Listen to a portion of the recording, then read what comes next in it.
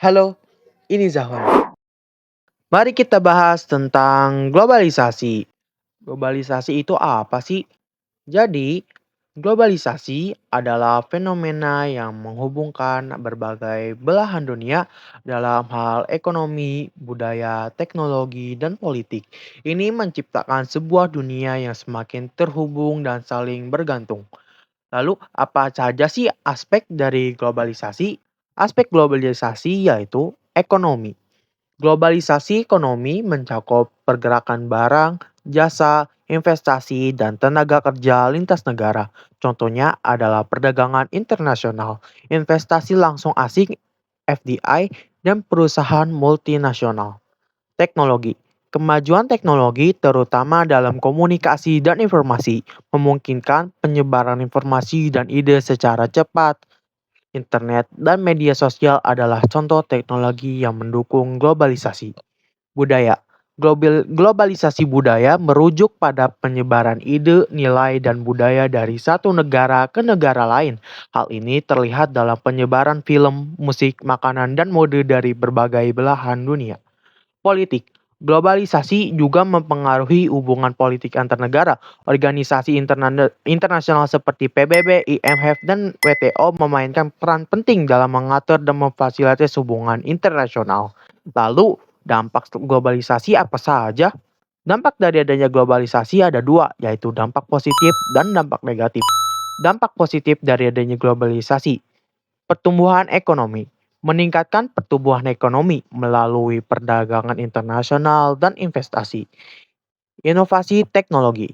Mempercepat penyebaran teknologi dan pengetahuan. Akses budaya. Memudahkan akses ke berbagai budaya dan informasi. Kerjasama internasional. Meningkatkan kerjasama global dalam masalah-masalah seperti kesehatan, lingkungan, dan keamanan. Dampak negatif globalisasi. Ketidaksetaraan ekonomi meningkatkan kesenjangan antara negara maju dan negara berkembang, serta antara kelompok-kelompok dalam satu negara. Kehilangan identitas budaya dapat menyebabkan penurunan atau menghilangnya budaya lokal. Kerusakan lingkungan meningkatkan dampak negatif terhadap lingkungan akibat kegiatan industri dan perdagangan yang intensif. Ketidakstabilan ekonomi tergantung pada pasar global dapat menyebabkan kerentanan terhadap krisis ekonomi global. Globalisasi dan kebijakan negara-negara menghadapi tantangan dalam mengelola dampak globalisasi. Kebijakan pemerintah seringkali fokus pada bagaimana memaksimalkan manfaat globalisasi sambil mengurangi dampak negatifnya.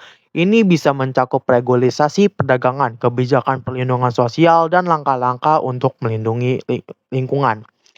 Contoh globalisasi, perdagangan internasional seperti impor dan ekspor barang dari berbagai negara. Media sosial, platform seperti Facebook, Twitter, dan Instagram yang menghubungkan orang di seluruh dunia. Perusahaan multinasional, perusahaan besar seperti Google, Apple, dan McDonald yang memiliki operasi di banyak negara. Globalisasi adalah fenomena yang kompleks dan multidimensional, dan dampaknya bervariasi tergantung pada konteks lokal dan global.